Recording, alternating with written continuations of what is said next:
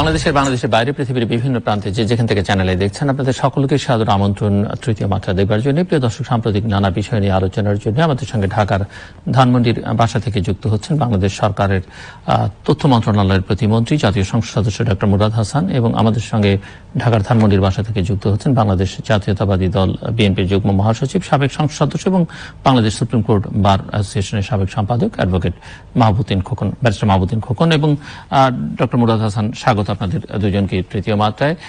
দেশের করোনা পরিস্থিতি নিয়ে আবার উদ্বেগ উৎকণ্ঠা বাড়তে শুরু করেছে, শীতও বাড়ছে, খানিকটা ডেঙ্গুর প্রকোপও বাড়তে শুরু করেছে, এবং বিশ্বজুড়েই করোনার দ্বিতীয় ঢেউ বা তৃতীয় ঢেউ শুরু হয়েছে কোথাও কোথাও এক এক জায়গায় এক এক রকম অবস্থায়। প্রধানমন্ত্রী অনেকদিন ধরেই সতর্ক করছিলেন যে শীতে প্রকোপটা বাড়তে পারে। প্রাথমিক অবস্থা সামাল দেয়া গেল, যদিও সেই সময়টাতে অনেক রকমের সমালোচনা, কিছুটা বিলম্বে শুরু করা প্রস্তুতি, দ্বিতীয়ত ব্যবস্থাপনায় ত্রুটি, স্বাস্থ্য দপ্তরের খানিকটা দুর্বলতা, অদক্ষতা, অযোগ্যতা, কিছুটা দুর্নীতি, সব মিলিয়ে সমালোচনার ধকল সামলে পরিস্থিতি মোটামুটি সামাল দেওয়া গেল। কিন্তু এখন যে পরিস্থিতির মধ্যে প্রবেশ করছে গোটা পৃথিবী এবং বাংলাদেশ, তার জন্য প্রয়োজনীয় প্রস্তুতি কি কি করণীয়, এবং বিশেষ করে ভ্যাকসিনকে সামনে রেখে যে আশাবাদ সারা পৃথিবী জুড়ে এবং বাংলাদেশেও শোনা যাচ্ছে যে 3 কোটি লোককে বাংলাদেশ বিনামূল্যে 3 কোটি ভ্যাকসিন দেবে, 1.5 কোটি লোককে, সেই ভ্যাকসিনের ব্যবস্থাপনা নিয়ে নানা রকমের প্রশ্ন, নানা রকমের পরামর্শ, উদ্বেগ মানুষের মধ্যে রয়েছে। সব মিলিয়ে একটু ডক্টর মুরাদ হাসান আপনার কাছে কি শুনতে চাই, এবং আপনি খুবই স্বল্প সময়ের জন্য আমরা জানি যে স্বাস্থ্য মন্ত্রণালয়ের প্রতিমন্ত্রীর দায়িত্ব পালন করেছেন এক সময়, তো আপনি গোটা পরিস্থিতিকে কেমন দেখছেন? ধন্যবাদ জিল্লু ভাই। আমি এভাবে বলবো যে প্রথম পর্যায়ে যেরকম এই করোনা ভাইরাসের সংক্রমণে আমাদের দেশে যে অব্যবস্থাপনা, সমস্যাগুলো যা কিছু দেখা গেছে, পরবর্তী সময়গুলোতে কিন্তু আমরা করোনা ভাইরাসের মোকাবেলা করার জন্য আমাদের স্বাস্থ্য মন্ত্রণালয় এবং আমাদের সকল মন্ত্রণালয়, আমরা বলবো যে স্থানীয় সরকার মন্ত্রণালয় সহ অন্যান্য সকল মন্ত্রণালয়ে আমরা একযোগে কাজ করেছি, এবং এই করোনা সংক্রমণে যারা সংক্রমিত হয়েছে তাদেরকে টেস্টের আওতায় আনার জন্য এই বিষয়টাকে আমরা প্রথমে সবচেয়ে বেশি গুরুত্বের মধ্যে এনেছিলাম, এবং RT-PCR ল্যাবরেটরি স্থাপনের মাধ্যমে সারা বাংলাদেশে 60টির বেশি সরকারি পর্যায়ে উদ্যোগ গ্রহণের মধ্য দিয়ে RT-PCR ল্যাবরেটরি স্থাপন করা হয়েছে, এবং এখন পর্যন্ত 60টিরও বেশি RT-PCR ল্যাবরেটরি কার্যকরী ভাবে পরীক্ষা নিরীক্ষা চালিয়ে যাচ্ছে, এবং আমাদের যত বেশি পরীক্ষা নিরীক্ষা হচ্ছে তত বেশি আমরা রোগী নির্ণয় করতে পারছি, রোগ নির্ণয় করা, অর্থাৎ তারা করোনা ভাইরাস আক্রান্ত কিনা। এবং র্যাপিড টেস্টের ক্ষেত্রেও আমরা সরকারি পর্যায়ে আলোচনা এবং সিদ্ধান্তের আকারে আমরা উপনীত হচ্ছি যে র্যাপিড টেস্টের মাধ্যমে আরো বেশি আমাদের দেশের মানুষকে আমরা এই করোনা ভাইরাসের পরীক্ষা নিরীক্ষার আওতায় আনতে পারি কিনা।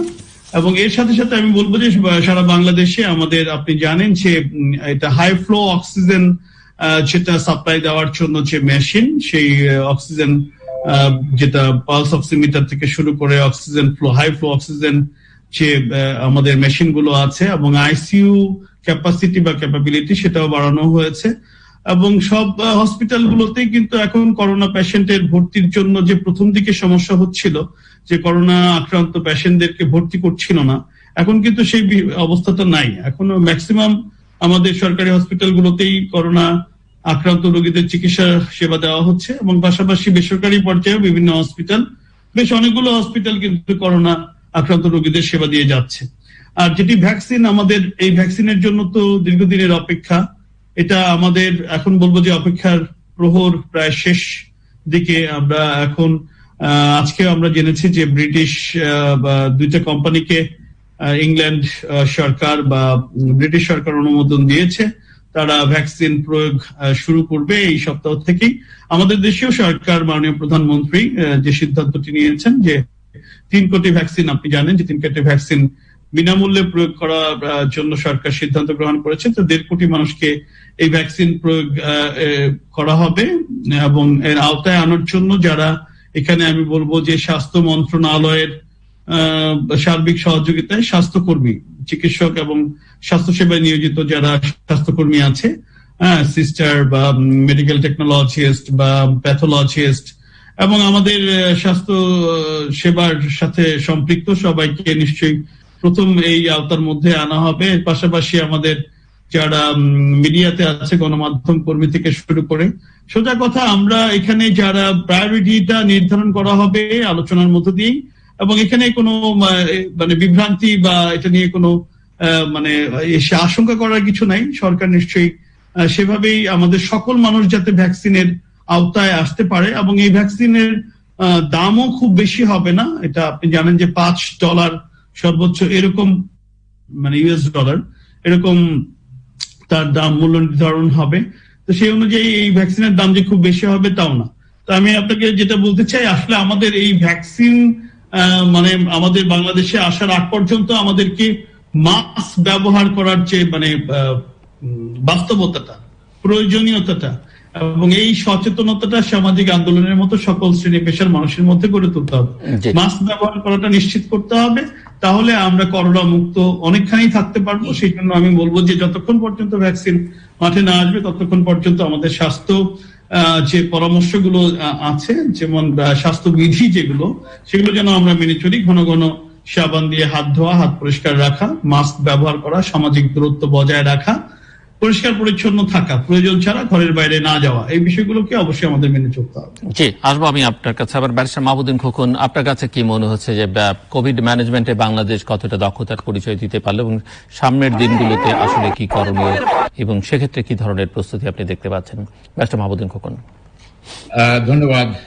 প্রথম হলো COVID-19 বাংলাদেশের ডাক্তার আমাদের প্রাথমিক পর্যায়ে, লাস্ট স্টেজে প্রাথমিক পর্যায়ে যে অবস্থা ছিল, আমাদের ডাক্তার, নার্স বা স্বাস্থ্যকর্মীরা এক্সপিরিয়েন্স ছিল না, কোনো অভিজ্ঞতা ছিল না।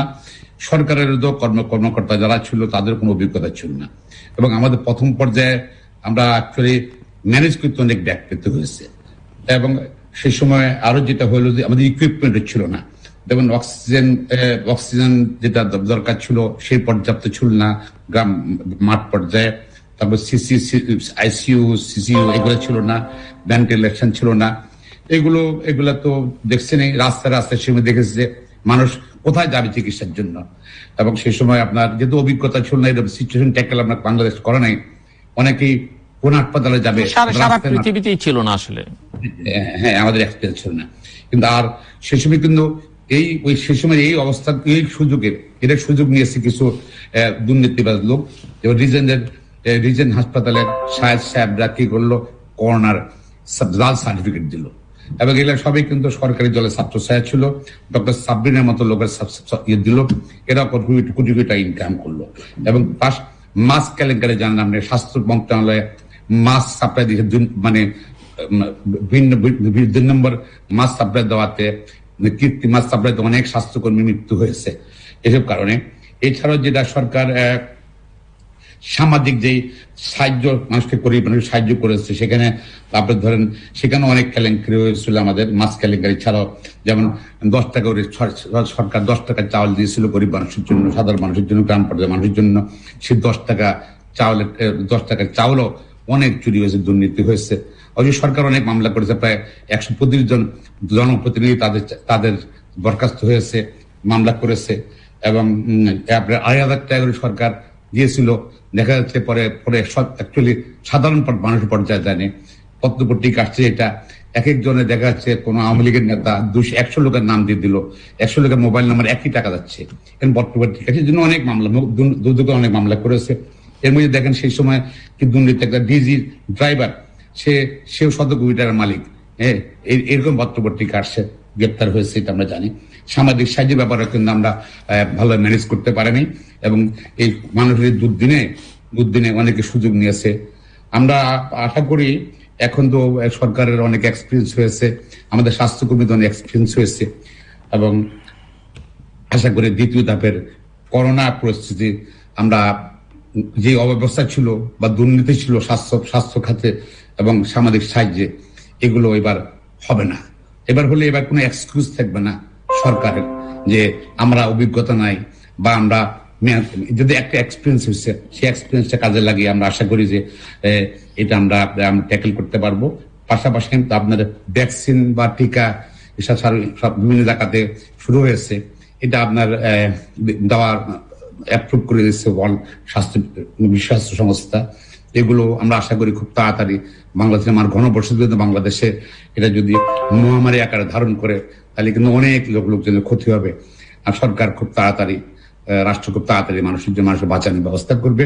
এবং এই আমরা আশা করি যে এই স্বাস্থ্য খাত সরকারের জন্য ট্যাকেল করতে পারে, সেগুলা ব্যবস্থা করতে হবে সরকার দায় দায়িত্ব নিতে হবে।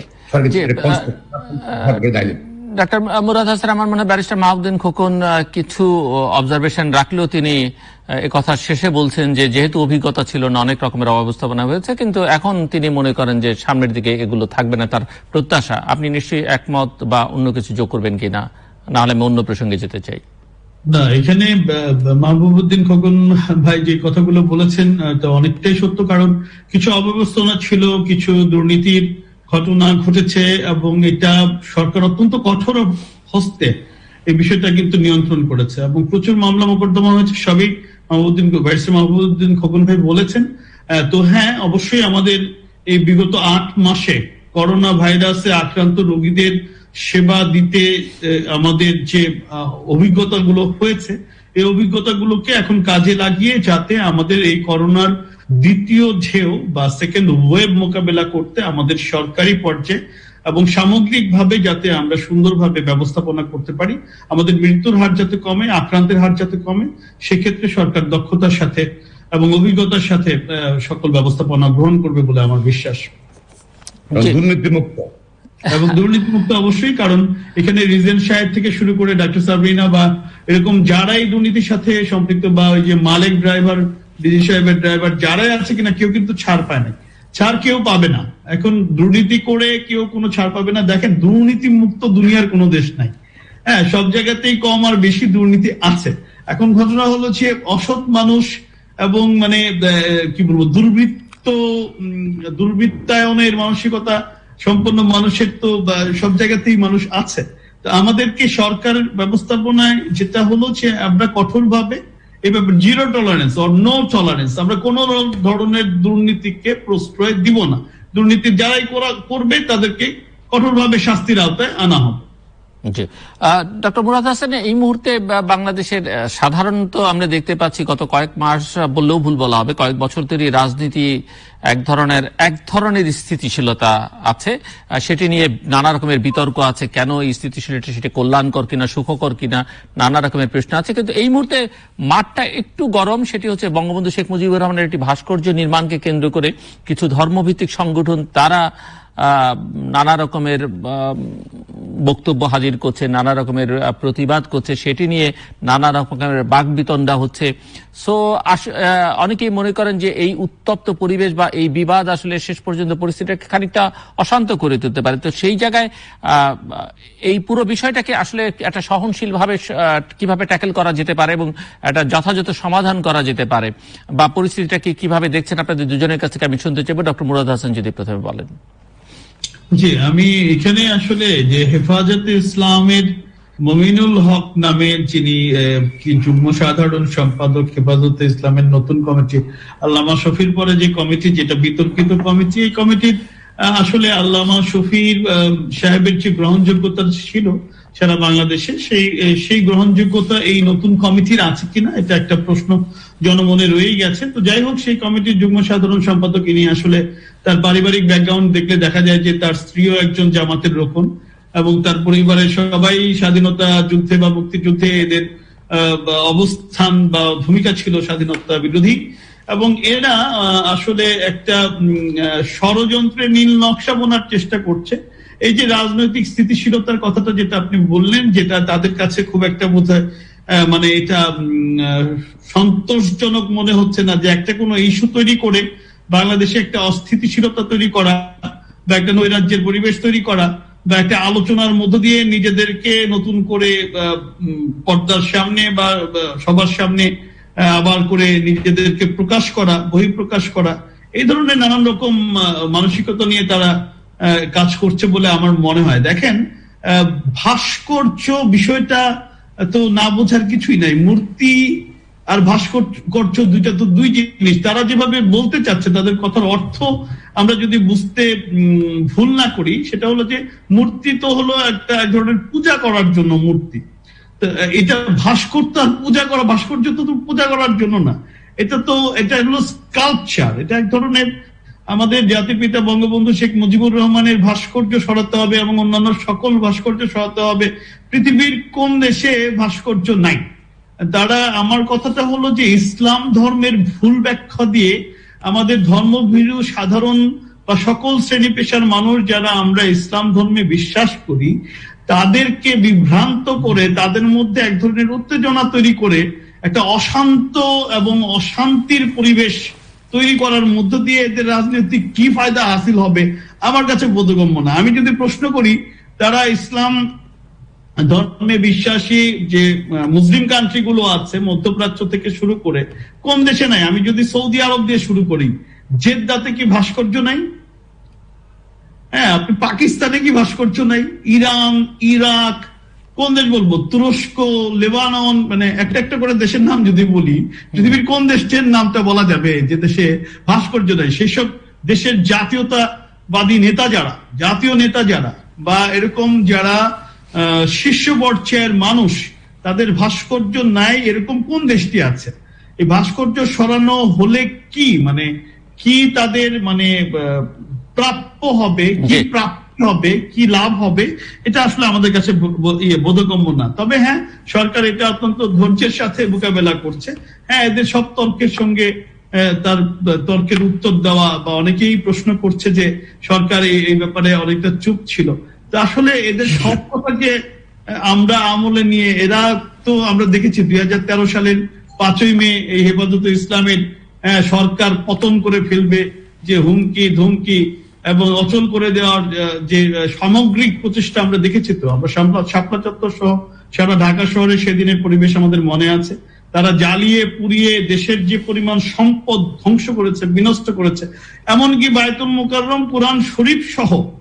হ্যাঁ, তো ইসলাম ধর্মের কথা বলে, ইসলামের কথা বলে, আমার সর্বোচ্চ ধর্মগ্রন্থ, পবিত্র ধর্মগ্রন্থ কুরআন শরীফ পড়িয়ে তারা কি আন্দোলন করতে চায়, কি সফলতা আনতে চায়, কি অর্জন করতে চায়, এটা আমাদের কাছে বোধগম্য না। এই ধরনের অহেতুক দাবি দেওয়া কথাবার্তা গুলোকে আমরা আসলে সেভাবে ওই গুরুত্বের মধ্যে আনতে চাই না। যদি তারা কোনো ওরকম নৈরাজ্যকর অস্থিতিশীলতার পরিবেশ তৈরি করে, তাদের বিরুদ্ধে ব্যবস্থা গ্রহণ করা হবে প্রচলিত আইনে। ব্যারিস্টার মাহমুদুল খোকন, আপনি এবং আপনার দল, আপনারা কিভাবে এই বিষয়টাকে দেখছেন, এই পরিস্থিতি, এই উত্তেজনা, এই বিতর্ক বিতণ্ডা? প্রথমত হলো যে ভাস্কর্য এবং মূর্তির মধ্যে পার্থক্যটা কি, এটা আওয়ামী লীগের এবং হেফাজতে ইসলামের কাউকে আনতেন যদি, তখন তারা বুঝতে পারতো। আমরা যেহেতু আমার দল পর্যবেক্ষণ করছে, আমরা পর্যবেক্ষণ করছি, আমরা কোনো মন্তব্য করতে চাই না। তো আমি বলতে চাই যে হেফাজতের কথা বলা হয়েছে, সে হেফাজত তো আওয়ামী লীগ আসলে বরাবরই সবকিছু ডবল স্ট্যান্ডার্ড মেনে করে, দ্বৈত নীতি। হেফাজতকে কঠোর হস্তে দমন করলো শাপলা চত্বরে, আর সে হেফাজতের সাথে কিন্তু সরকার, এই আওয়ামী লীগ সরকার কিন্তু আদাত করলো, মন্ত্রীরা ওনার সঙ্গে দেখা করতে যায়, সরকার ওনাদের যারা মাওলানা শফি সাহেব যা বলে সরকার তা মানে, সরকারের সঙ্গে স্টেটমেন্ট হলো, ডবল স্ট্যান্ডার্ড। এবং এবারও সরকারের নীতি কি হবে, ডবল স্ট্যান্ডার্ড মেনটেন করছে, আগেরবার দেখলাম। এবার কি ডবল দ্বৈত নীতি কি হবে, এটা আমরা পর্যবেক্ষণ করছি দলের পক্ষ থেকে, এই জন্য আমি কোনো মন্তব্য করতে চাচ্ছি না। আর যেটা বলেছেন স্থিতিশীলতা, বাংলাদেশে কোনো রাজনৈতিক স্থিতিশীলতা নাই। বাংলাদেশে এখন কঠোর হস্তে সরকার জনগণকে শাসন করছে। বাংলাদেশে তো এখন কিছুই নেই। বাংলাদেশে এখন তো আমরা কেবল নানা রকমের নির্বাচন দেখছি, উপনির্বাচন, পৌরসভা নির্বাচন, বিএনপি তাতে পার্টিসিপেট করছে, এক ধরনের স্থিতিশীলতা আছেই। আমি বলছি বাংলাদেশে স্থিতিশীলতা নাই, কঠোর হস্তে জনগণকে সরকার শাসন করছে, এক নায়কের মতো শাসন করছে, সামরিক স্বৈরাচার মতো শাসন করছে, সামরিক স্বৈরাচার। এবং আসলে বাংলাদেশে একটি রাজনৈতিক দল, 75 সালের আগে ওরা সংবিধান সংশোধন করে বাকশাল করেছিল এক রাজনৈতিক দল, এবার সংশোধন করে নেই, প্র্যাকটিক্যালি বাস্তবে একটা দলে তারা চালাচ্ছে, অন্য কাউকে সমাবেশ করতে দিচ্ছে না, মিটিং করতে দিচ্ছে না, মিছিল করতে দিচ্ছে না। এই বাংলাদেশের সংবিধানে তারা সংবিধান মানেন, তারা সংবিধানের সদ্য নয়। এই বাংলাদেশের সংবিধানে নির্বাচনের কথা বলা আছে, সংবিধান নির্বাচন কমিশন, স্বাধীন নির্বাচন কমিশনের কথা বলা আছে, নির্বাচনে যায় যাবেন দেখেন ভোট আগের দিন চুরি করে নিয়ে গেছে। সরকার, আমাদের রাষ্ট্রীয় যে প্রশাসন, আইন শৃঙ্খলা বাহিনী, এদেরকে তারা রাজনৈতিক কাজে ব্যবহার করছে, ভোট চুরিতে ব্যবহার করছে, আমাদের ভোট চুরি ব্যবহার করছে। পুরো প্রশাসন দেশকে শেষ করে দিচ্ছে তারা। এবং এই প্রশাসন ভবিষ্যতে কেমনে দেশকে চালাবে, আই এম ডাউট, বিকজ ওদের কোনো দোষ নাই, দোষটা সরকার তাকে বাধ্য করছে ওদেরকে করতে। প্লাস এই সংবিধান গণতন্ত্রের কথা বলা আছে, কিন্তু আওয়ামী লীগ গণতন্ত্রে বিশ্বাস করে না, এবং তারা এক দল। এইখানে ভোটের নির্বাচন হচ্ছে, আপনি বলছেন নির্বাচনের প্রার্থী দেওয়া হচ্ছে, কিন্তু দেখেন কিভাবে এজেন্ট বের করে দিচ্ছে, আগের যাত্রে ভোট হচ্ছে। আওয়ামী লীগ কখনো মনে প্রাণে কখনো গণতন্ত্রে বিশ্বাস করে, মানুষ ভোটাধিকার বিশ্বাস করে না। এবং এটা আসলে কিন্তু কঠিন ভাবে সরকার মানুষকে দমন করছে, মিথ্যা মামলা দিয়ে, গায়ে মামলা দিয়ে, এবং পুলিশকে ব্যবহার করছে তার রাজনৈতিক, রাষ্ট্র পুলিশকে ব্যবহার করছে তার রাজনৈতিক স্বার্থ করার জন্য, বিরোধী দল নিপীড়ন করার জন্য। এই জন্যই এখন বিভিন্ন রকম এই থ্রেটের কারণে গিয়ে হয়তো একটা সিচুয়েশন পড়ে আছে। এটা কমিউনিস্ট দেশগুলো তো আছে, অনেক দেশে আছে যেখানে একদলীয় একদল আছে, রাশিয়া তো আছে, রাশিয়া তো এরকম আছে, চায়না তো আছে, ওই যে কিউবা তো আছে, আপনার উত্তর কোরিয়া তো আছে, ওই রকমই চালাচ্ছে আর কি সরকার। ওদের রকম পার্থক্য নেই, এমনকি সামরিক শাসন একসাথে সঙ্গে এই সরকারের পার্থক্য নেই। তারা ভোট দিয়েছে, আবার ভোট চুরি করেছে সেনাবাহিনী দিয়ে, এখানে তারা ভোট দিচ্ছে, ভোট দুর্নীতি করছে। এরা সংবিধানের প্রতি শ্রদ্ধাবোধ নেই। ভাইরাস কিন্তু ক্ষমতা আসার জন্য 95-96 সালে স্লোগান দিত ওরা, সকল নেতা নেত্রীর স্লোগান আওয়ামী লীগের, যে আমার ভোট আমি দেবো, যাকে খুশি তাকে দেবো, এই জন্য কেয়ারটেকার সরকার দরকার। আজকে সেই স্লোগানটা ভুলে গেছে ওরা। ক্ষমতা আসার পর দেখেন ডবল স্ট্যান্ডার্ড, ক্ষমতা আসার আগে গণতন্ত্র, ক্ষমতাটা আমার ভোটাধিকার, কেয়ারটেকার গভর্নমেন্ট, ক্ষমতা আসার কারণে এগুলো সব বলছিল, এখন তাদের স্ট্যান্ডার্ডে চালাচ্ছে। এই জন্য আমি মনে করি এটা স্থিতিশীলতা না, এটা একটা স্থবিরতা। এই স্থবিরতা থাকলেই যে কোনো দেশে যদি গণতন্ত্রের জন্য শক্তিশালী শক্তিশালী রাজনৈতিক দল দরকার। এখন আওয়ামী লীগ জনসমর্থনে দেওয়ালি হয়ে গেছে। ধন্যবাদ। আঘাত করতে দুর্বল করতেছে, বাট জনসমর্থন অনেক বেশি। ধন্যবাদ। কিন্তু এই স্থবিরতার কারণে গিয়ে ষড়যন্ত্র হবে, যেখানে রাজনীতি ষড়যন্ত্র হবে, হয় স্বাভাবিক না। আমি রাষ্ট্রবিজ্ঞানের সাবজেক্টে তাই বলছি, সরকার উচিত মনে হয় গণতন্ত্রের পথে ফিরে আসে, তাইলে হয়তো বলতে পারেন আপনার, তাহলে এইসব কোনো কাজ করতে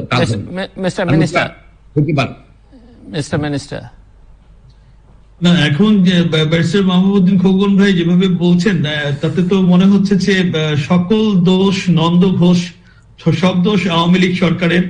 একটু আয়নায় নিজেদের চেহারাটা একটু দেখে নিতে হবে যে বিএনপির শাসন আমল গুলো কেমন ছিল, তাদের সময় সংবিধান এর প্রয়োগ বাংলাদেশে কেমন হয়েছিল, তাদের সময় রাজনৈতিক স্থিতিশীলতা কেমন ছিল, তারা কি কায়দায় দেশ পরিচালনা করেছে, তারা বিরোধী দলকে কিভাবে দমন পীড়ন করেছে, কত হত্যা এবং খুন গুম রাহাজানি, মামলা হামলা হুলিয়া হয়েছে। এগুলো আমি আসলে বারবার একই ভাবে বলতে ভালো লাগে না। কারণটা হলো যে আসলে উট পাখির মতো মুখ যদি কি বলে বালির নিচে বা এসে ঢুকিয়ে রেখে যদি আমি বাহিরের দৃশ্য দেখার চেষ্টা করি তাহলে তো হবে না। এখানে হেফাজত প্রশ্নে যে বাংলাদেশ আওয়ামী লীগ বা সরকারের যে সম্পর্কে মন্তব্যটি করলেন মাহবুব ভাই, যেটা হলো ডাবল স্ট্যান্ডার্ড। এখানে ডাবল স্ট্যান্ডার্ড বলে কিছু নাই। এখানে আমরা যেটা সরকারের তরফ থেকে হেফাজতে ইসলামের যে বিষয়গুলো গ্রহণযোগ্য, অর্থাৎ কওমি মাদ্রাসায় দাওরায়ে হাদিস, অর্থাৎ দাওরায়ে হাদিস যারা পড়াশোনা করে পাশ করে তাদেরকে মাস্টার্স ডিগ্রির একটা সম্মান বা মর্যাদা আওয়ামী লীগ সরকার দিয়েছে। এখানে অন্যায় কোনটা হলো আমি বুঝলাম না। এটার মধ্যে দিয়ে আতাত হয়ে গেল। এবং আল্লামা শফি সাহেব সহ হেফাজতে ইসলামের সাথে মাননীয় প্রধানমন্ত্রী আনুষ্ঠানিকভাবে বৈঠক করেছেন। এর মধ্যে অন্যায় কোনটা হলো আমি এটা বুঝলাম না। যখন তারা অন্যায় করেছে, যখন তারা শাপলা চত্বর দখল করে ঢাকা শহর অচল করে দিয়ে একেবারে দেশে দাঙ্গা হাঙ্গামা ভাঙচুর জ্বালাও পোড়াও সরকার পতনের ডাক দিয়েছে, তাদেরকে দমন করা হয়েছে। তো সরকারের দায়িত্ব সরকার পালন করেছে। ডাবল স্ট্যান্ডার্ড কোনটা হলো এটা আমি বুঝলাম না, যেটা গ্রহণযোগ্য। এবং তারা তো ধর্মের কথা বলে আমাদের ইসলাম ধর্মের যে বিষয়গুলোকে তারা বারবার তাদের হেফাজতে ইসলামের পক্ষ থেকে তারা দাবি করেছিল, সেগুলোর মধ্যে থেকে যেগুলো গ্রহণযোগ্য সেগুলোই কিন্তু সরকার গ্রহণ করেছে, যেগুলো গ্রহণযোগ্য নয় সেটা গ্রহণ করে নাই। এখন রাজনীতিতে মানে একেবারে এক জায়গাতেই সবসময় থাকতে হবে, আমাদের রাজনৈতিক পরিস্থিতি এবং সরকার, দেশ, জাতি, সার্বিক পরিস্থিতি বিবেচনায়, প্রেক্ষাপট বিবেচনায় সরকার সিদ্ধান্ত গ্রহণ করবে, এটাই স্বাভাবিক। এর মধ্যে এইভাবে সমালোচনা করার কোনো মানে আমি খুঁজে পাই না। আরেকটা হলো যে আমাদের দেশে কোনো স্থিতিশীলতা নাই, সামরিক কায়দায়, স্বৈরাচারী কায়দায় দেশ চালানো হচ্ছে। আমি একটা প্রশ্নের উত্তরটা তারা মাহবুব ভাই যেন দেয় যে 2001 থেকে 2006 ওনারা কিভাবে দেশ চালনা করেছেন, কত হাজার আওয়ামী লীগের নেতাকর্মী হত্যা করেছেন, কিভাবে দমন পীড়ন করেছেন, কিভাবে 21শে আগস্টে গ্রেনেড হামলা চালিয়েছেন, কিভাবে আজকে আপনার হেফাজতে ইসলামের নামে আসছে, তখন তো এই জঙ্গিবাদের উত্থান, বাংলা ভাইয়ের উত্থান, হ্যাঁ, এরকম অসংখ্য জঙ্গি সংগঠনের উত্থান আমরা দেখেছি। এবং এই যে একের পর এক ঘটনাগুলো আমরা একসাথে সারা বাংলাদেশে 500 অধিক উপজেলায় 500 অধিক স্থানে একসাথে বোমা হামলা দেখেছি। তো 21শে আগস্টে গ্রেনেড হামলা চালিয়ে মাননীয় প্রধানমন্ত্রী সহ আওয়ামী লীগের সকল জাতীয় নেতা হত্যা রাষ্ট্রীয় পৃষ্ঠপোষকতায় করার ইতিহাস আমরা দেখেছি। আমরা ওই সময় 2001-এর 1 অক্টোবরের যে নির্বাচন, যেটা তত্ত্বাবধায়ক সরকারের নির্বাচন, হ্যাঁ, নির্বাচনের জাস্ট ওই তত্ত্বাবধায়ক সরকার শপথ গ্রহণ করেই 13 সচিবের রদবদল এবং প্রশাসনের ব্যাপক পরিবর্তনের মধ্য দিয়ে নীল নকশার যে নির্বাচনটি 2001 সালের 1 অক্টোবরে অনুষ্ঠিত হলো, সেটা কিন্তু বাংলাদেশের মানুষ ভুলে যায়নি। তো এখন তত্ত্বাবধায়ক সরকারের নামে যে অবস্থাটি এখানে তৈরি হয়েছিল, এবং 111-এর সরকারও আমরা দেখেছি কি পরিস্থিতি। আমাদের দুইজন প্রধান রাজনৈতিক নেতা, আমাদের মাননীয় প্রধানমন্ত্রী বঙ্গবন্ধু কন্যা জননেত্রী শেখ হাসিনা এবং সাবেক প্রধানমন্ত্রী বেগম জিয়া, তাদেরকে যেভাবে কারারুদ্ধ করে, তাদেরকে আমি কি বলবো যে রাজনৈতিক নেতাদেরকে রাজনীতিকে মানে বিরাজনীতিকরণ করার যে চেষ্টা, রাজনৈতিক নেতাদেরকে চরিত্র হনন এবং সার্বিকভাবে তাদের বিরুদ্ধে মামলা এবং যেভাবে গ্রেপ্তার চলছিল, সেটি যেন আমরা ভুলে না যাই। তা আমি এখানে যেটা বলতে চাই যে এই সার্বিক প্রেক্ষাপটে এখানে বিএনপি যদিও বারবার বলছেন যে স্থিতিশীলতা নাই, সংবিধান নাই, সামরিক কায়দায়, ফ্যাসিস্ট কায়দায়, স্বৈরাচারী কায়দায়, বাকশালী কায়দায়, তো আমরা বলবো যে যখন আমরা নির্বাচনের শিডিউল ঘোষণা করা হয়, এত কথা বলার পরেও তো বিএনপি ঢাক ঢোল পিটিয়ে, হ্যাঁ, একেবারে ডামাডোল তৈরি করে তারা নির্বাচনে নামে, একেবারে মানে কি বলবো আটঘাট বেঁধে তারা নির্বাচনী সকল ফর্মালিটিস বা আনুষ্ঠানিকতার মধ্যে থাকে। ভোটের 1 দিন বা 2 দিন আগে থেকে বলা শুরু করে যে আমাদের নির্বাচনে ভোটের কোনো পরিবেশ নাই, আমাদের এজেন্টদেরকে হুমকি দেওয়া হচ্ছে, আমাদের ভোটারদেরকে হুমকি দেওয়া হচ্ছে, কেন্দ্রে কেন্দ্রে আওয়ামী লীগের সন্ত্রাসীরা এরকম নানান রকম ভাবে প্রস্তুতি নিয়ে আছে, ভোট কেন্দ্রে যাওয়ার পরিবেশ নাই। হ্যাঁ, আগেই তারা মানে ভোটে পরাজয়ের যে একটা পূর্ব ঘোষণা দিয়ে বসে, যার মধ্যে দিয়ে মানে নির্বাচনের আগেই ফলাফল জনগণের মধ্যে প্রচার করে দেয় এই আমাদের বিএনপি বা বিরোধী দলের যারা আছেন। তো আমি যেটা বলতে চাই যে আপনাদের এই ডাবল স্ট্যান্ডার্ডটা আপনারা কবে থেকে মানে পরিহার করবেন? আপনাদের এই মহাসচিব এবং রুহুল কবির রিজভী বা আপনিও অত্যন্ত বিএনপি নীতি নির্ধারণী পর্যায়ের শীর্ষ পর্যায়ের নেতা, আপনি সুপ্রিম কোর্ট বারের বারবার নির্বাচিত সাধারণ সম্পাদক, আপনি অত্যন্ত জনপ্রিয়। আমি জানি আপনি কোর্টে, আদালত প্রাঙ্গণে, হাইকোর্টে আপনি খুবই জনপ্রিয়, যেহেতু আমার বড় ভাই আছেন ওখানে, আমি জানি সবই। তো এখন বিষয়টা হলো যে এইখানে আপনাদের নেতৃবৃন্দের যে কথা, এটা তো একটা ডাবল স্ট্যান্ডার্ড ছাড়া কিছু না। তারা একভাবে বলতেছে স্থিতিশীলতা নাই, নির্বাচনের পরিবেশ নাই, প্রশাসনকে যেভাবে মানে একেবারে নগ্নভাবে ব্যবহার করছে সরকার, এটা ভয়ঙ্কর বা ভয়াবহ পরিণতি হবে। আবার আরেকদিকে সকল নির্বাচনে অংশগ্রহণ করছে। এখন যে পৌরসভা নির্বাচনের শিডিউল ঘোষণা হয়েছে, 25টি পৌরসভা নির্বাচন হবে, তো এই নির্বাচনেও তো আমি জানি যে বিএনপি অংশগ্রহণ করবে যথারীতি, এবং প্রতিবারই ওই নির্বাচনের আগে এই একই ধরনের, দেখেন এটা কত বছর যাবত আমরা দেখছি, 12 বছর যাবত কিন্তু বিএনপি এই একই কথা বলে আসছে। তা আমি বলবো যে আপনাদেরকে নির্বাচনে অংশগ্রহণ করা এবং নির্বাচনে জয়লাভ করার জন্য জনগণের মধ্যে যে আস্থা এবং বিশ্বাস তৈরি করা উচিত। জনগণ যেন আপনাদেরকে বিশ্বাস করে, আপনাদেরকে ভোট দেয়, আপনারা যাতে রাষ্ট্র পরিচালনা করতে দক্ষতার সাথে করতে পারবেন, আপনারা যে দুর্নীতি মুক্ত, সন্ত্রাস মুক্ত, বিরাজনীতিকরণ মুক্ত, স্বৈরাচারী কায়দায় বা গ্রেনেড হামলা চালিয়ে বা এই যে যা কিছু রেকর্ড 2001 থেকে 2006 পর্যন্ত 5 বার দুর্নীতিতে চ্যাম্পিয়ন, মানি লন্ডারিং এর যে ইতিহাস, কোটি কোটি টাকা, এই যে তারেক রহমান সাহেব থেকে শুরু করে আরাফাত রহমান এবং আমাদের জিয়াউর রহমান সাহেবের পরিবার, আবার কালো টাকা সাদা করার ইতিহাস, মানে এরকম অসংখ্য ঘটনা। মানুষ কেন ভুলে যাবে এগুলো? এগুলো তো মানুষ মনে রেখেছে। তো এর থেকে সংশোধন হয়ে কবে নাগাদ আপনারা জনগণের মধ্যে সেই আস্থা এবং বিশ্বাস তৈরি করতে পারবেন? আমার মনে হয় জনগণ সেই প্রতীক্ষায় আছে। আপনাদেরকে সেইভাবে রাজনৈতিক কর্মসূচি গ্রহণ করা উচিত এবং জনমনে আপনাদের গ্রহণযোগ্যতা তৈরি করা। আপনাদের এই আলোচনার পরে ব্যারিস্টার মাহমুদুল খোকন যখন কথা বলছিলেন, হোসেন মোহাম্মদ এরশাদের কথা স্মরণ করছিলেন, আপনি বলছিলেন প্রসঙ্গক্রমে, এবং আমার তখন বলবার সঙ্গে সঙ্গে আসলে আমার স্মৃতিটা 30 বছর আগে ফেরত গেছে। 30 বললে 30-35 বছর আগে বলতে হবে, তারও আগে। 1982 সালে হোসেন মোহাম্মদ এরশাদ ক্ষমতা দখল করেছিলেন 24শে জানুয়ারি, এবং 1990 সালের 4 ডিসেম্বর, অর্থাৎ আগামীকাল 30 বছর পূরণ হবে। সেই দিন তিনি 9 বছরের আন্দোলন সংগ্রাম, যেই আন্দোলনে দুই নেত্রী শেখ হাসিনা এবং বেগম জিয়া দুজন নেতৃত্ব দিয়েছিলেন, সেই আন্দোলনে ফলে তিনি পদত্যাগের ঘোষণা দিয়েছিলেন 4 ডিসেম্বর, আগামীকাল সেই দিন। এবং সবাই, আপনারা যারা সেই আন্দোলনে ছিলেন বা আমরাও যারা ছিলাম বা বাংলাদেশের জনগণ, তারা তাকে স্বৈরাচার হিসেবে আখ্যায়িত করেছে। নূর হোসেনের সেই বুকে পিঠে লেখা স্বৈরাচার নিপাত যাক, গণতন্ত্র মুক্তি পাক, কিংবা কামরুল হাসানের সেই ছবি, সবই আমাদেরকে সেই দিনগুলোর কথা স্মরণ করিয়ে দেয়। কিন্তু আমরা তারপরে 90-এর পরে বহুবার হোসেন মোহাম্মদ এরশাদকে কিন্তু যখন বিএনপি ক্ষমতায় কিংবা যখন আওয়ামী লীগ ক্ষমতায় একটু বক্র হাসি হাসতে দেখেছি, এবং তিনি কিন্তু বলেছেন যে আমাকে স্বৈরাচার বলা হয়েছে, আমাকে দুর্নীতিবাজ বলা হয়েছে। তাহলে ওনারা কি?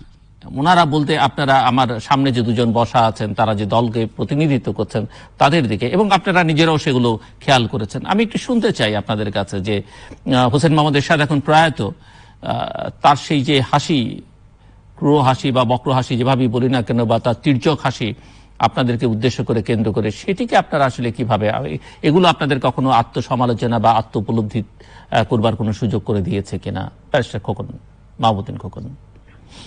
ধন্যবাদ। আমি একটু আগে বলছিলাম যে Awami League double standard maintain করে, দ্বৈত নীতি অবলম্বন করে, তাদের এক নীতি তারা থাকে না। কেয়ারটেকার গভর্নমেন্টের ব্যাপারে দেখলেন তো, পশ্চিম আব্দুল্লাহ ক্ষমতা আসার পর বলে দেন এটা দরকার, এটা খারাপ, বাদ দিয়ে দিলাম। যে একসাথে বিরুদ্ধে আন্দোলন করেছিল, সে একসাথের সঙ্গে তারা 86 সালে কিন্তু আতাত করে নির্বাচনে গেছিল আওয়ামী লীগ।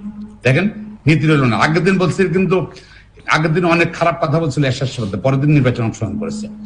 আর আমরা সবাই মিলে আন্দোলন করলাম এরশাদ বিরোধী, সামনে জান্তা বিরোধী। আর সেই এরশাদের দল জাতীয় পার্টি জেনারেল এরশাদ জীবিত থাকাকালীন সময় আওয়ামী লীগ তাদের সঙ্গে ঐক্যবদ্ধ হয়েছে। কিন্তু বিএনপিও তো সেই চেষ্টা করেছে, একেবারে স্বল্প কয়েকদিনের জন্য সেই ঐক্য জোট আমরা দেখেছি। বাট ক্ষমতায় তারা আসার জন্য, আওয়ামী লীগ ক্ষমতা আসার জন্য যা যা করা দরকার, শুধু জাতীয় পার্টি নেয়, তারা দরকার শয়তানের সঙ্গে ঐক্য করবে। This is Awami League. এলে ডবল স্ট্যান্ডার্ড একটা পেলেন তো, সেকেন্ড ডবল স্ট্যান্ডার্ড দেখাচ্ছি।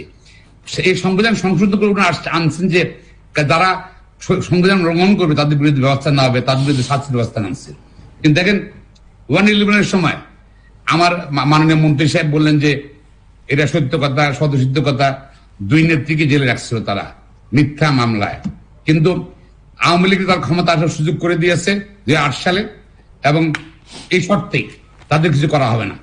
আজ পর্যন্ত ফখরুদ্দিন আহমেদ জেনারেল মনির বিরুদ্ধে একটা জিডি এন্ট্রি করেছে, বা তাদের সহযোগী সেই 2 বছর যারা তথাকথিত কেয়ারটেকার গভর্নমেন্টে ছিল, যারা মানুষকে অপমান করেছে, জেলে দিয়েছে, প্রায় সকল নেতাই জেলে ছিল, বড় বড় নেতা সব বাড়ির নিজেকে অনুপ্রবেশ করেছে।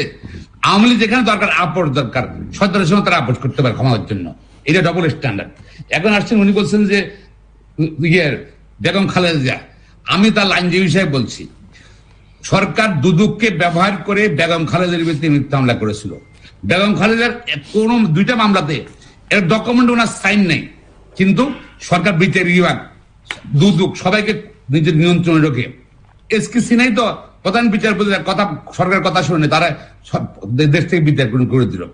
এই বিচারের যে আতঙ্ক, বেগম খালেদা ন্যায় বিচার পায়নি, বাট পরবর্তী সরকার তাকে মুক্তি দিয়ে চিকিৎসা করার জন্য। আসেন তারেক রহমান, আপনার মাননীয় মন্ত্রী সাহেব, আপনি নিশ্চয়ই ক্রেডিট কার্ড ব্যবহার করেন ব্যাংক থেকে, সাপ্লিমেন্টারি ক্রেডিট কার্ড হলে স্যার কোন লাইবিলিটি আছে? পৃথিবী বাংলাদেশের কোথাও নাই, কিন্তু সাপ্লিমেন্টারি ক্রেডিট কার্ড ইউজ করেছে, এই জন্য তারেক রহমানের সাজা দিয়েছেন। তাও 21 আগস্ট মামলা, 21 আগস্টটা 17 আগস্ট আপনি নিশ্চয় মনে আছে, সারা দেশে প্রায় প্রত্যেক জায়গায় বোমা ফুটছিল, প্রত্যেক কোর্টের মধ্যে বোমা ফুটছিল, 63টি জেলায় 500টি স্থানে।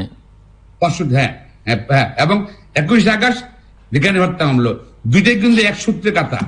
দুইটাই জেনারেল মঈন, জেনারেল ফখরুল এবং ফখরুদ্দিনরা আরো অন্যান্য জেনারেল আরো জেনারেল আছে, ওরা তারা ক্ষমতা দখল করার জন্য 2006 সালে এই তারা ক্ষেত্র প্রস্তুত করেছিল, এটা পরিবেশ সৃষ্টি করেছিল, ষড়যন্ত্র করেছিল, ষড়যন্ত্রের ফসল 2004 সালের ঘটনা। আগের থেকে পরিকল্পনা করে আসছিল, সেই অংশ হিসেবে তারা কিন্তু এটা করেছে। আর আরাফাত রহমান কোকরের সাজা দেওয়া হয়েছে, সে বিদেশে চিকিৎসাধীন ছিল কোর্টের অনুমতি ক্রমে। যে মামলা, যে কোম্পানির টাকার কথা বলা হয়েছে, সেই কোম্পানিতে সে শেয়ার না, ডাইরেক্টর ছিল না, এবং ওখানে যে সাক্ষী ছিল সেই সাক্ষীরা কিন্তু অন্য এক মামলা আসামি হয়ে গেছে, এখন মিথ্যা সাক্ষী তারা দিয়েছিল। তারেক রহমানের একই অবস্থা, আপনি আয়ু চেঞ্জ করলেন। যেতে চায় না, যে আওয়ামী লীগের নমিনেশন চেয়েছিল, চাকরিচ্যুত হয়েছিল, তাকে আয়ু বানালেন। আবার আমরা কখনো শুনি না আইন জগতের মধ্যে একটি আসামি দুইবার 164 করে, দুইবার 164 করাইছেন, সে কোর্টে হাতে আঙ্গুল দেখিয়েছে, দেখেন আমার নখ উঠে দিচ্ছে, এবং সে কোর্টে বসে এটা তারেক রহমান জড়িত না, তাকে আগেই ফাঁসি দিয়ে দিলেন, তারেক রহমান জড়িত করলেন। এগুলো বলতে চাই বিতর্ক নাই। You have to maintain one standard, এবং একটা নীতি মেনটেন করা উচিত আওয়ামী লীগের, সেটা করছে না আওয়ামী লীগ। এবং আপনার জন্য আপনিও বলছেন, মাননীয় মন্ত্রী, আমিও বলতেছি, মানুষ কিন্তু শুনতেছে, বুঝতেছে। আমরা শুধু সাধারণ মানুষ নয়, আওয়ামী লীগ নেতা ভোট দিতে পারে না, তাদের ভোট আগে হয়ে যায়। আপনার কি ইভিএম বাইর করছে, ইভিএম ভিতরে বসে থাকে আওয়ামী লীগের লোকজন, কোথাও বিচার দিবেন আপনি? বিচার বিভাগ সেখানে আতঙ্ক, নির্বাচন কমিশন তারা হলে কলা গাছ, সাক্ষী গোপাল, কোথাও কিছু নাই, সবই সরকার নিয়ন্ত্রণে, একক হস্তে, সবই আপনার লোক দেখানো ভোট। এবং আমরা যাচ্ছি কেন? আমরা যাচ্ছি চেষ্টা করছি গণআন্দোলন করার জন্য, নির্বাচন অংশগ্রহণ করার, গণআন্দোলন করার চেষ্টা করছি। জনগণও দেখতেছে, এবং আমরা আশা করি, দেখেন না, যদি জনপ্রিয়তা থাকে, যদি সুষ্ঠু নির্বাচন নিশ্চিত করুন। দেখেন আওয়ামী লীগ কটা সিট পায়, আপনার জিতে যান, অসুবিধা নেই, সুষ্ঠু নির্বাচন করে। তা তো করছেন না। এই ইউনিয়ন কাউন্সিলে কি করবেন, পৌরসভায় কি করবেন? ঢাকার ক্যাপিটাল রাজধানীর মধ্যে দেশি বিদেশিরা থাকে, কি করছেন? ইলেকশন দিন সকালবেলায় বা আগের দিন রাত্রিবেলায় ভোট শেষ, এবং ভোট কেন্দ্রের লোক ভিতরে বসে আছে, ক্যামেরাম্যানরা ঢুকতে পারবে না। আপনি এমন একটা প্রধান নির্বাচন কমিশন মানেছেন, সে সার্কুলার ইস্যু করেছে, ক্যামেরাম্যানরা ঢুকতে পারবে না। ব্যারিস্টার খোকন, তাহলে মানুষ কেন ফুঁসে উঠছে না? আমি একটু জানতে চাই যে মানুষ কেন ফুঁসে উঠছে না, মানে মানুষ কেন? মানুষ ফুঁসে উঠছে না, মানুষ ধরেন এরশাদ সাহেব তো এই যে সেনাবাহিনী দিয়ে নবজা ক্ষমতা ছিল না, কিন্তু তখন তো রাজপথ উত্তপ্ত ছিল, মানুষ রাস্তায় ছিল।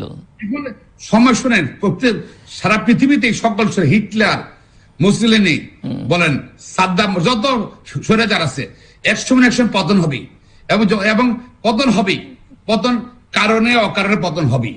এবং একটা জাতিকে আপনি কতদিন আপনি বেঁধে রাখতে পারবেন, কতদিন বন্দী রাখতে পারবেন? তার বাক স্বাধীনতা নাই। এই যে আবার নতুন নেতাকে সার্কুলার ইস্যু করতে, পুলিশের অনুমতি, বিজয় দিবস পালন করতে পুলিশের অনুমতি লাগবে। কি কারণ? করোনার কারণে, কোভিড-19 কারণে। সরকারি দলের নেতারা, সরকারি দলের মন্ত্রীরা মিটিং করবে, কোনো অনুমতি লাগবে না। অর্থাৎ এটা রেস্ট্রিকশন বিরোধী যদি কোনো কিছু না করতে পারে, পুলিশের অনুমতি, পুলিশগুলো না অনুমতি দেওয়া হবে না।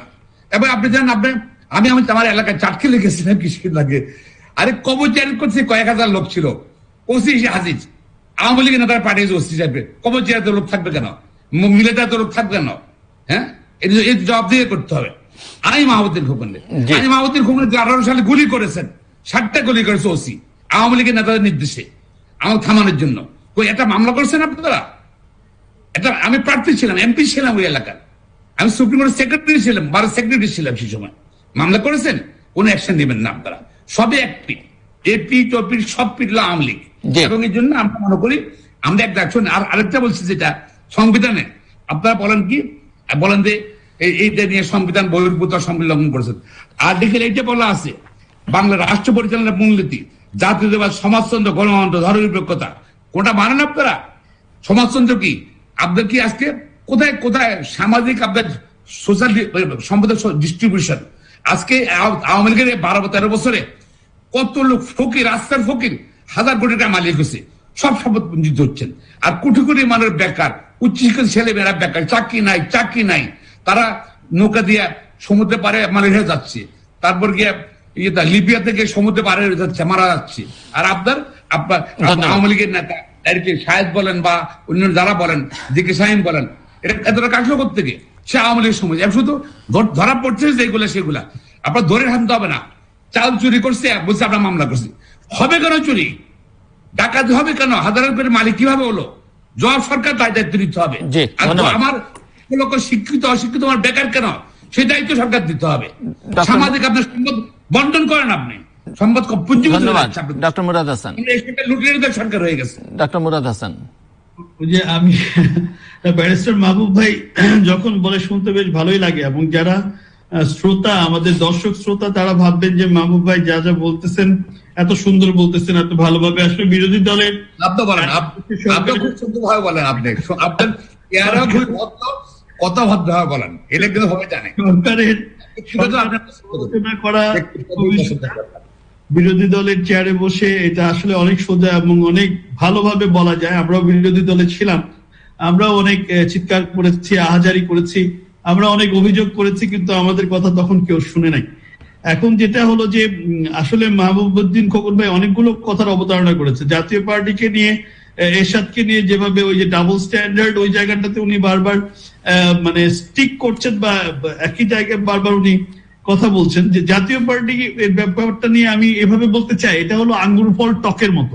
আমরা যখন 2001 থেকে 2006 এই শাসন আমলটা, বিএনপি জামাতের সেই শাসন আমলটা দেখেছি, এখানে যে মানে বারবারই আমাদের ডাবল স্ট্যান্ডার্ডের কথা বলা হচ্ছে। একটা প্রশ্নের উত্তর খোকন ভাই দিবে কিনা, যে এই যে জামাতের সাথে যে আপনাদের জোট, জামায়াতে ইসলাম, যারা মহান মুক্তিযুদ্ধের সরাসরি বিরোধিতাকারী, এদেশের স্বাধীনতা বিরোধী একেবারে সক্রিয় অপশক্তি, যারা পাকিস্তানিদের সরাসরি দালাল হিসেবে, রাজাকার, আল বদর, আল শামস হিসেবে আমাদের মুক্তিযোদ্ধাদেরকে হত্যা করেছে, সাধারণ মানুষদেরকে হত্যা করেছে, আমাদের মা বোনদেরকে ধর্ষণ করেছে, অগ্নিসংযোগ করেছে, সকল বাড়ি, মুক্তিযোদ্ধাদের বাড়ি চিনিয়ে দিয়েছে।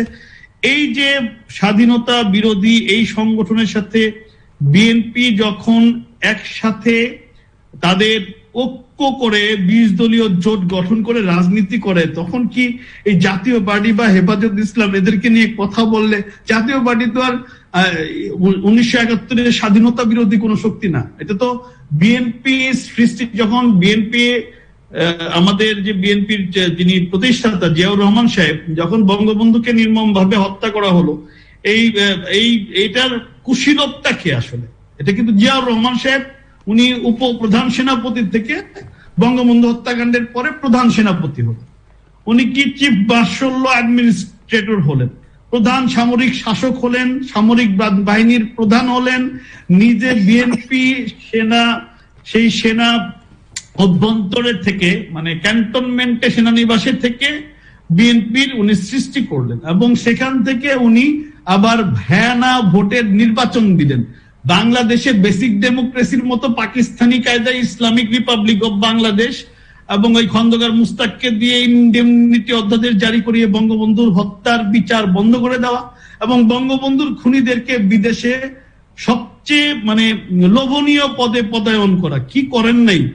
আমি যেটা বলবো যে এইভাবে যখন সংগঠন তৈরি করা হয়, হ্যাঁ, সেনানিবাসে থেকে, সেই সেনা ছাউনিতে থেকে, সেই সামরিক অস্ত্র শস্ত্রে সজ্জিত অবস্থায় যখন একটি দল গঠন করা হয়, তখন আর বাংলাদেশের যে অর্জিত ইতিহাস, স্বাধীনতা যুদ্ধ, মুক্তি সংগ্রাম, 30 লক্ষ শহীদ, আমাদের সকল স্বাধীনতার মূল মন্ত্রকে ধ্বংস করে দিয়ে, ধূলিসাৎ করে দিয়ে, ভুলুণ্ঠিত করে এই দেশে ক্ষমতা দখলের এবং দল, রাজনৈতিক দলের নামে এই ধরনের সেনানিবাসে দল গঠন করে এইভাবে হ্যানা ভোটের নির্বাচন দিয়ে যখন একটি রাজনৈতিক দল এইভাবে এতগুলো কথা যখন বলে, তখন আমাদের কাছে খুব কষ্ট লাগে খোকন ভাই। আর এটা হলো যে এরশাদ সাহেব তো জিয়াউর রহমান সাহেবকেই তো ফলো করেছে, এটা তো উনি তো ব্যতিক্রমী কিছু করে নাই। উনি জাতীয় পার্টি ওই জিয়াউর রহমান সাহেবের পরে, জিয়াউর রহমান যখন হত্যাকাণ্ড ঘটলো, এরপরে এরশাদ সাহেব আবার তারও মনে ময়ূর হওয়ার শখ জাগলো, উনিও রাষ্ট্রপতি হবেন, উনিও প্রধান সেনা প্রধান এবং চিফ মার্শাল অ্যাডমিনিস্ট্রেটর একই পদাঙ্ক অনুসরণ করে কিন্তু এসব। এখন আমাদের কথাটা কিন্তু শুরুতেই বলেছি যে ডাবল স্ট্যান্ডার্ড বলতে কি বোঝাতে যাচ্ছেন, রাজনীতির মাঠে নির্বাচনী সমীকরণে কোন দল কার সাথে জোট গঠন করবে সেটা তাদের একান্তই রাজনৈতিক সিদ্ধান্তের ব্যাপার, এবং নির্বাচনী বৈতরণী অতিক্রম করার জন্য জনগণের মধ্যে যাদের গ্রহণযোগ্যতা, আস্থা, বিশ্বাস, ভোট আছে যাদের, তাদেরকে নিয়েই তো জোট গঠন করা হবে। এখন আমরা দেখেছি তারেক রহমান সাহেব 2006 সালে একেবারে এরশাদ সাহেবের প্রেসিডেন্ট পার্ক সেই বাসভবনে যা হাজির হলেন, এরশাদকে সরাসরি উনি অফার করলেন যে বিএনপির সাথে আসে। তো বিএনপির পতন তখন অবশ্যম্ভাবী, সারা বাংলাদেশের মানুষ তখন বিএনপির বিরুদ্ধে ফুঁসে উঠেছে, এবং তার ফলাফল তো আমরা 2008-এর আমরা 29 ডিসেম্বরের নির্বাচনে, নবম নির্বাচনে, যে নির্বাচনে আপনি এমপি নির্বাচিত হয়েছিলেন। হ্যাঁ, তো এখন যেটা হলো যে সেই নির্বাচন কতটা ফেয়ার ছিল, ফ্রি ছিল, ক্রেডিবল ছিল, খোকন ভাই এটা আপনি খুব ভালো করে জানেন, এবং না হলে তো আর আপনি নির্বাচিত হতে পারতেন না। তো এখন যেটা কথা হলো যে 30 জন হয়েছে আমরা মাত্র। যাই হোক, আপনার তো নির্বাচিত হয়ে আসতেন, 30 জন হয়েছেন, আপনাদের তখন ভোটের অবস্থাটা এরকমই ছিল। হ্যাঁ, আমার নির্বাচনী এলাকাতেও 42,000 ভোটের ব্যবধানে হেরেছিল আমাদের ওখানে বিএনপির যিনি সভাপতি শামীম তালুকদার সাহেব, ব্যারিস্টার সালাম তালুকদার সাহেবের ভাতিজা, আপনি জানেন। যাই হোক, তো এখন যেটা হলো যে আমাদের এই নির্বাচনী যে আমাদের জোটটা, সেই জোটের সাথে জাতীয় পার্টির সাথে আমাদের কোনো রাজনৈতিক জোট না, এটা একটা নির্বাচনী জোট। এইখানে এই জোটে জাতীয় পার্টিকে নিয়ে আমরা ভোটের যে যুদ্ধ, সে ভোট যুদ্ধে আমরা বিজয়ী হয়েছি। তো এখন অন্যান্য যে বিষয়গুলো নিয়ে আপনি বললেন যে তারেক রহমান সাহেবের কোনো দোষী নাই, সাপ্লিমেন্টারি ক্রেডিট কার্ড নিয়ে উনি যে 21 আগস্টে গ্রেনেড মামলার মূল আসামি এবং যাবজ্জীবন কারাদণ্ড প্রাপ্ত আসামি কিন্তু দিয়েছেন, আমি তো দিই নাই রে ভাই, এটা তো আদালত দিয়েছে, আপনি লয়ার, আপনি আইনজীবী, একদিন 2 দিন যাবত এই আদালতের ট্রায়াল হয় না, কোন সাহস করে না। 2004 সালে এভাবে বললে তো হবে না, 2004 সালের মামলা, সেটা আপনি আজকে 20 সালে এইভাবে বললে হবে। এবং এই যে জিয়া অরফানেজ ট্রাস্ট মামলা, বেগম জিয়া দুর্নীতিতে উনি একেবারে অভিযুক্ত হয়ে আদালতের ট্রায়ালে উনি একেবারে প্রমাণিত একজন অভিযুক্ত আসামি হিসেবে ওনার বিরুদ্ধে এই 7 বছরের কারাদণ্ড এবং যে জরিমানা দেওয়া হলো, এটাকে কিভাবে আপনি অস্বীকার করবেন? এবং আরাফাত রহমানের টাকা সেই সিঙ্গাপুরের ব্যাংক থেকে বাংলাদেশে 111-এর পরে যে টাকা ফেরত আনা হলো, এটাকে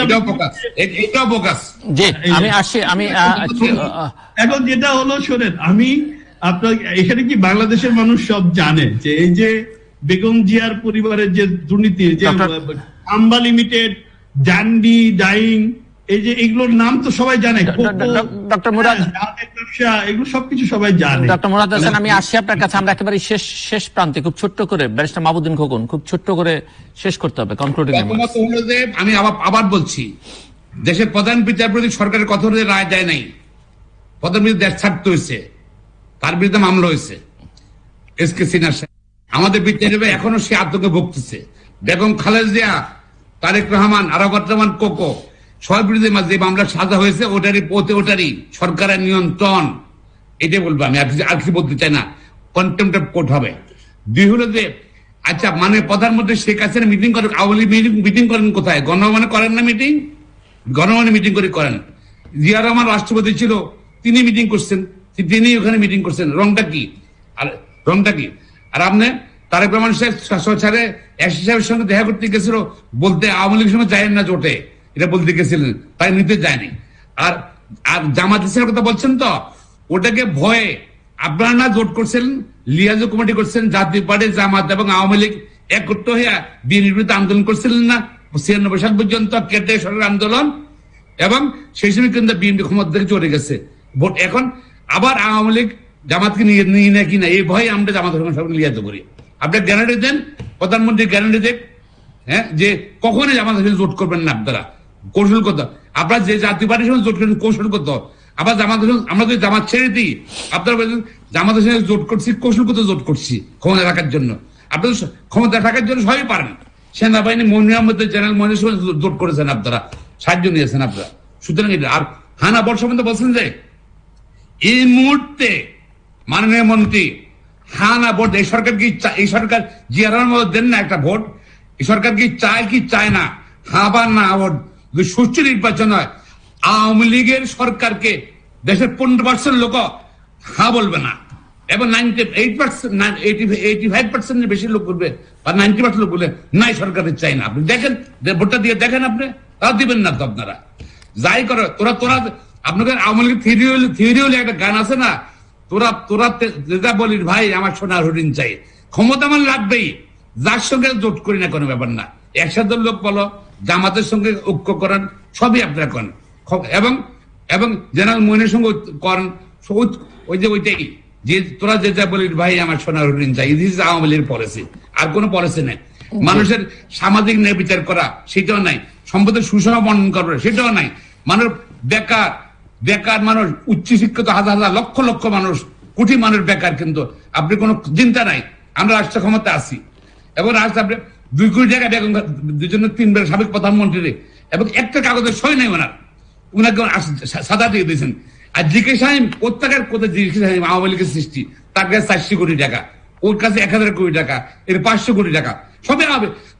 মামলা করলে হবে না, এই সম্পূর্ণ দুর্নীতির দায়িত্ব আওয়ামী লীগ নিতে হবে।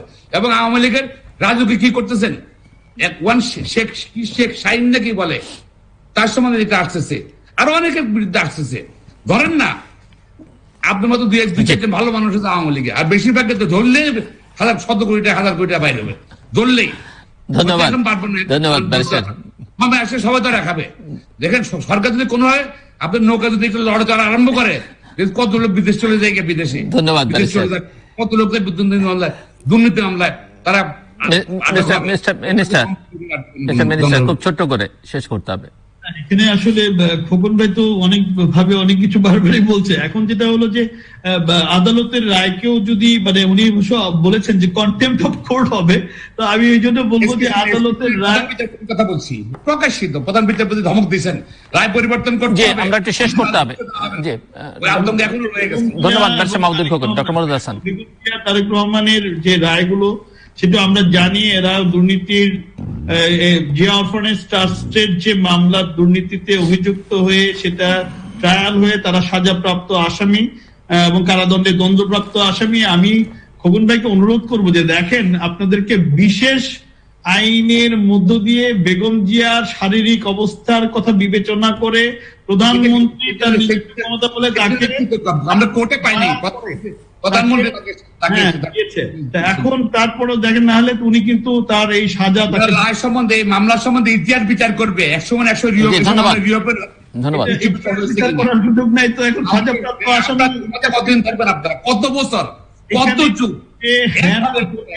যে প্রশ্নটি করেছেন খোকন ভাই, এই হ্যাঁ না ভোট যদি দেওয়া হয় 15% মানুষ, আপনি 15% বিএনপি কে মানুষ ভোট দেওয়ার কোন সুযোগ নেই। ভোট দেন না আপনারা জিয়া রহমানের মতন, আমরা তো জিয়া রহমানের মতো, তো আমরা তো আপনি ওরকম দেন না, ভোট নাই, আমলে পঞ্জিত নাই, পুলিশ ছাড়া। শেষ করতে হবে, আমাকে শেষ করতে হবে। ডক্টর মনিরুল হাসান, একজন সামরিক কায়দায় বাংলাদেশের যে সকল অর্জনকে ধ্বংস করে দিয়ে বঙ্গবন্ধু হত্যাকাণ্ডের পেছনে একজন বড় ক্রীড়ানক হিসেবে কাজ করে বাংলাদেশের ইতিহাসকে ধ্বংস করেছেন, সেই রকম কায়দায় হ্যানা ভোটে আমরা বাংলাদেশ আওয়ামী লীগ বিশ্বাস করি না। এবং এদেশের মানুষ বিএনপি তথা এই যে আপনাদের যে অপরাজনীতি, এটাকে বিশ্বাস করে না। আপনাদের সময় যে পরিমাণ সন্ত্রাস হয়েছে, দুর্নীতি হয়েছে, লুটপাট হয়েছে, আমাদের দলীয় নেতা কর্মীদেরকে হত্যা নিধন করা হয়েছে, আমলা মামলা হয়েছে, এগুলো মানুষ ভুলে যায় নাই। 21 আগস্ট ভুলে যায় নাই, 17 আগস্ট ভুলে যায় নাই।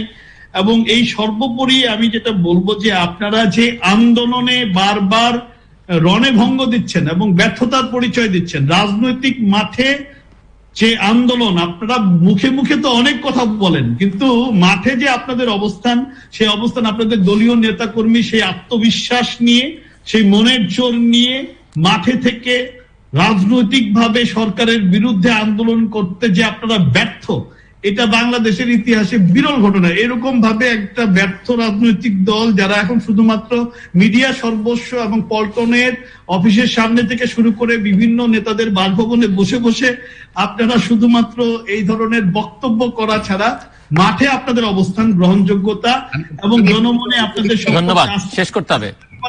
শূন্যের আমার মতে তাহলে আপনারা আওয়ামী লীগের নেতারা বিএনপির বিরুদ্ধে বলেন কেন? বিএনপি ভোট সুষ্ঠু ভোট দেন না কেন? অনেক ধন্যবাদ, অনেক ধন্যবাদ। আপনাদের ভোটাররা ভোট দেন না, আপনাদের এজেন্ট যারা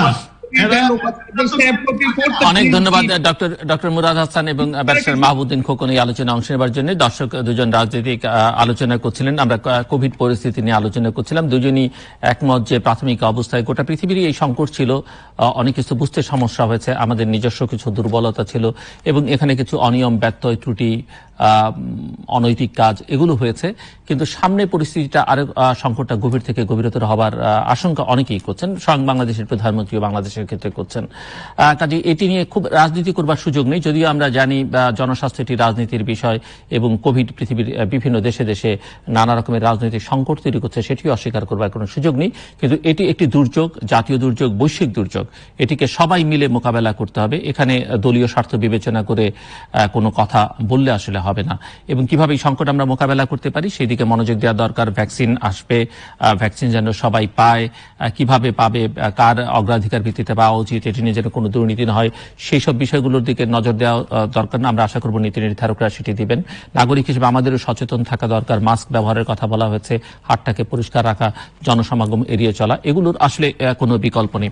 এর বাইরে রাজনীতি বিষয়ে, নির্বাচন নিয়ে, গণতন্ত্র নিয়ে, দুর্নীতি নিয়ে অনেক রকমের আলোচনা, অনেক রকমের বিতর্ক দুই রাজনৈতিক নেতা করলেন, অভিযোগ পাল্টা অভিযোগ করলেন।